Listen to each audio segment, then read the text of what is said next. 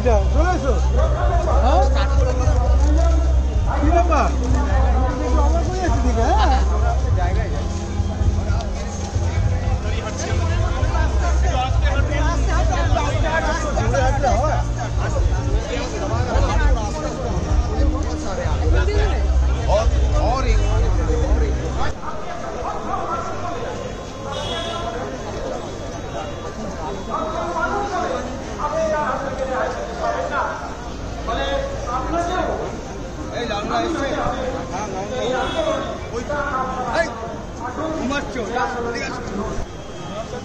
কলকাতা যতদিন কাম চলবে ততদিন, কলকাতা যতদিন কাম চলবে ততদিন, কলকাতা যতদিন কাম চলবে ততদিন।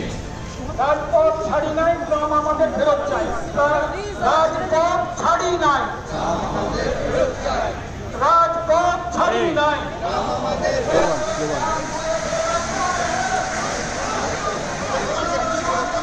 আস্তে আস্তে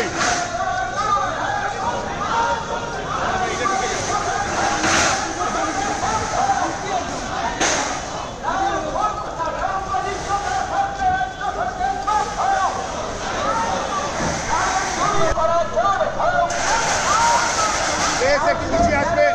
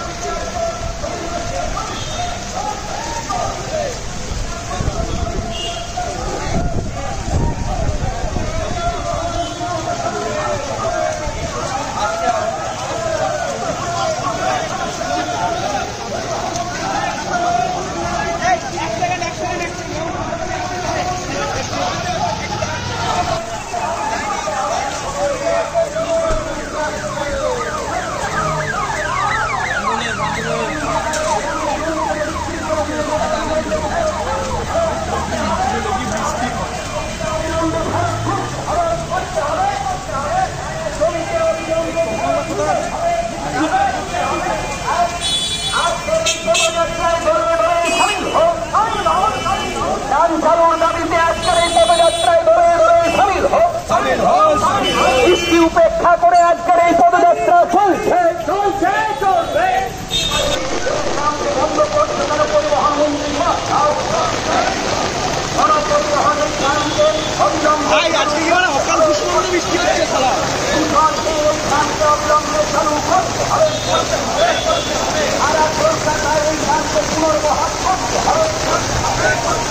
অবিলম্বে ট্রাম চালুর দাবিতে আজকের এই পদযাত্রা চলছে চলবে।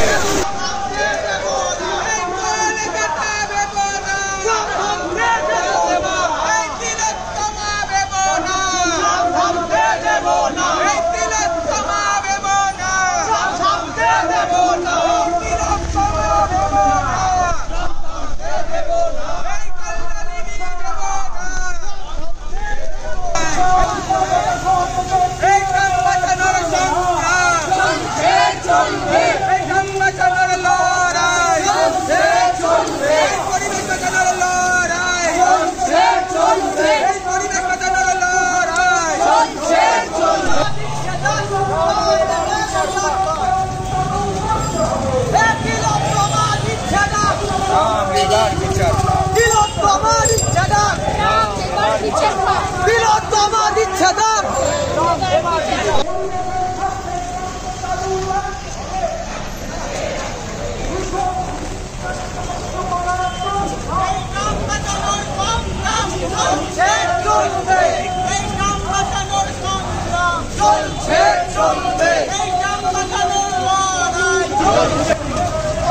সিগন্যালটাকে কৌশিক স্পিডে পুড়িয়ে নাও।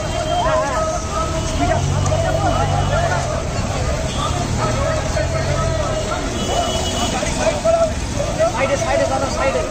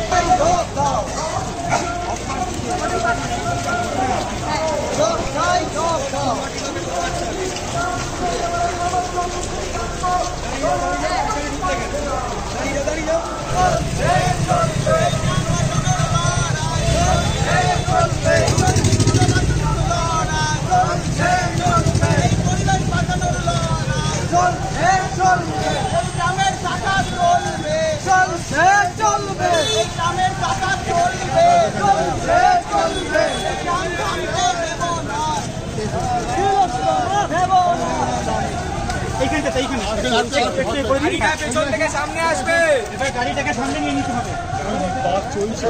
করতে পারি যদি নিচেটা আমরা ট্রামের জন্য রেখে ওগুলো যদি আমরা কমার্শিয়ালি ভাড়া করে দিই, এগুলো ভাবনা চিন্তা করতে হবে। সারা বিশ্বের দেশে এটা হয় এবং এই জন্যই আজকে সারা পৃথিবীতে 450-এর দেশে এখনো ট্রাম চলছে এবং ক্রমশ ট্রামের মানে ভাবা যায় না পাকিস্তানের মতো লাওস হলে তারা এখন আধুনিক ট্রাম ব্যবস্থা। হ্যাঁ, আমাদের কলকাতা শহরে আধুনিক ট্রাম ব্যবস্থা অবশ্যই আনা দরকার। আমরা যদি মেট্রো করতে পারি, এত ভালো ড্রাইভার করতে পারি, নিউ টাউন করতে পারি, তাহলে কেন ট্রামকে আধুনিক করা যাবে? শুধু আমাদের দরকার সরকারের একটা ভিশন। তবে আমার ধারণা সরকার ট্রাম বন্ধ করতে পারবে না, হাইকোর্টের অর্ডার আছে এবং আজকে যেরকম জনগণের সমর্থন দেখলাম, আমি শিওর তারা তাদের শেষ বিন্দু পর্যন্ত দিয়ে যাবেন আমাদের এই ট্রামকে বাঁচিয়ে রাখার জন্য। আপনাদের সকলকে ধন্যবাদ।